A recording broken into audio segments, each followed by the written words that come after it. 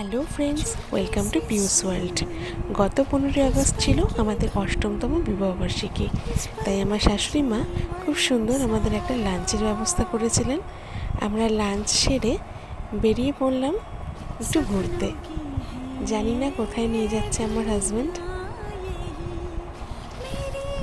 আমরা প্রথমে গেছিলাম চাকদায়।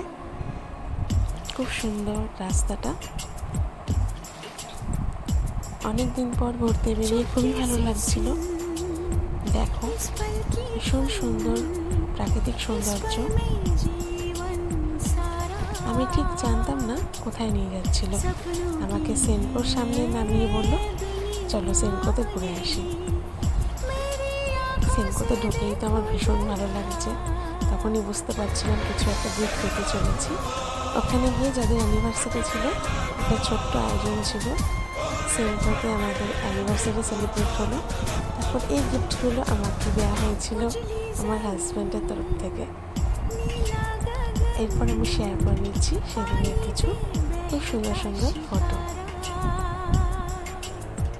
सपनों की है दुनिया यही, तेरी आंखों से मैंने देखा, चुपके से सुन इस पल की